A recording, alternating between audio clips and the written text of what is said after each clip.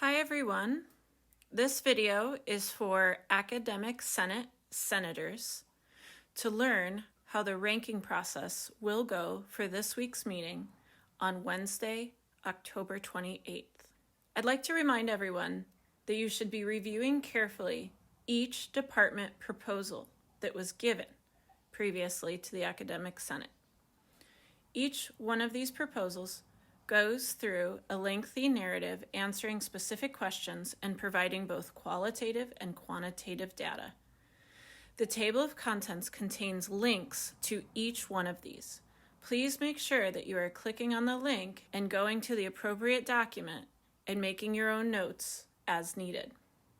Should you need help thinking about any of the different acronyms used or the criteria for ranking that you should be centering while doing this work, please make sure that you navigate to this week's agenda, item 7.1, to find the document called Criteria for Ranking Faculty Position Requests. At the end of the document, on pages 1 and 2, the definitions for the different acronyms used in the proposals is provided. Another place to get help with the faculty ranking proposals and slogging through the different information provided is going to our SBCC Academic Senate YouTube page and reviewing the meetings from October 21st and October 14th. There you can re-watch the presentations provided by our colleagues and explanations. The other place that you should be looking and reviewing carefully before doing any of your rankings is the document with all of the different questions that you asked and the answers provided by the presenters. This document, the PDF, can be found also on this week's agenda under Action Items for Ranking, and it's entitled Academic Senate Faculty Ranking F2020 Questions.pdf. Not all of the positions had questions that were asked of them, but some of them did. So again, you should be reviewing this carefully before attempting your ranking. Now let's move on to discussing how we're going to rank. If you'd like to review the methods for how we rank, there is a document also attached to information item 7.1 called Academic Senate Procedures for Ranking New and Replacement Faculty. The method is known as the WOPAT method, named after our own mathematics professor, Ron Wopat, who retired earlier this year. I'm going to go through some examples on how this works in a step-by-step fashion. Should you still have questions, please make sure to ask them this week during our meeting before ranking. This year, we have 22 positions being requested. As such, we will be using ranking scores of 1 through 4. I will explain that further when I show you the examples. Also provided under item 9.1 is the example ballot for our round 1 of ranking. You'll find it there as a PDF. You do not have to use this document to organize your own ranking, but please know that if we were meeting face-to-face, this document would be what we would be using in a face-to-face manner to rank, and this document matches the Google form that we will be ranking this year because we are all socially distanced and we will be doing this ranking virtually. Please note there are 2 pages. There are 22 positions listed. They are in alphabetical order and they match the positions requested in our table of contents document. Any discipline that was requesting more than 1 position, there are 2 listed so that you can rank those positions separately. For academic counseling, associate's degree nursing, and HIT-CIM positions, they are labeled position 1 and position 2, should there be 2, but for ADN nursing, there are in fact 3 positions. And are labeled positions 1, 2, and 3. The 2 art positions were not assigned position 1 and position 2 because, as discussed last week, the art department was asking for very different positions, one being for ceramics and one being for history. Because of this, they were not labeled position 1 and position 2, and there are 2 art positions. One is ceramic, one is history. Let's go through the WOPAT method with this example ballot. The WOPAT method uses numbers 1 through 4, 1 being the highest rank possible and 4 being the lowest rank possible, and then the tally of all of the different people voting to then come up with an overall group ranking, where the rank is determined by summing the different values. So the lowest number for a given position means that that position is ranked the highest, and the highest number means that it is ranked the lowest. For the WOPAT method, notice that you will assign 6 positions a number 1 ranking, 6 the number 2, 5 the number 3, and 5 positions the number 4.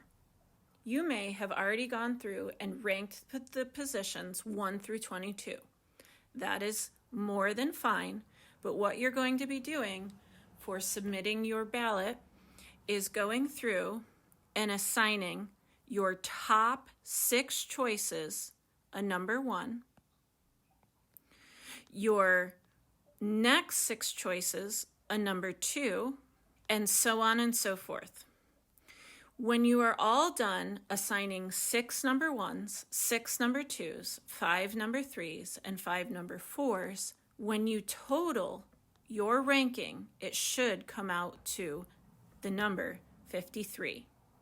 Please check your ranking. You should have 6 number 1s, 6 number 2s, 5 number 3s, and 5 number 4s.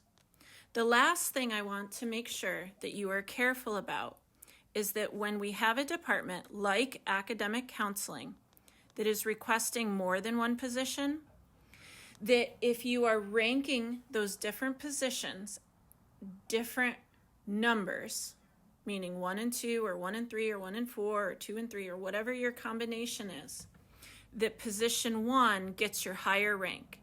What I mean by this is, in my example ballot, I ranked position 1 the higher ranking of a score of 1, and position 2 a score of 2. Could have been 3, it could have been 4. The most important thing is that the position 1 is your higher ranking, meaning the lower number. It would be really helpful if you had this balloting done before you came to Senate, knowing that at Senate we'll be having a conversation where we will be discussing rankings amongst ourselves and hearing the dean's ranking from the EVP, Dr. Ralston. Keeping this in mind, you may want to change your ranking slightly, but having it mapped out ahead of time may prove to be useful so that you aren't confusing the numbers and you are working through this ahead of time. Now that you've seen and heard how to do your ranking, please allow me to show you the actual ballot that you'll be using. It is a Google form. At this time, you do not have access to this Google form because we will be doing it in real time. This Google form has the same directions that you saw on the sample ballot that is a PDF. You will need to enter your K number. This is going to allow for pseudo-anonymous voting. Your K number will not be shown publicly during the meeting, nor will it be shared out. It's just to ensure that each senator votes only once and that only senators are voting during our virtual meeting. Then, as you go through each of the positions, these positions are in the same order as they are on your sample ballot and what was given in the table of contents. You will go through and rank each choice in the Google form, and then once you are done, you will hit submit. After you hit submit, you will be taken to a screen where it says you have submitted successfully, and there will be a link that allows you to go back and edit your ranking. I need you to keep that screen up until I have checked all of the ballots. Please let me show you what a check of your ballot is going to look like.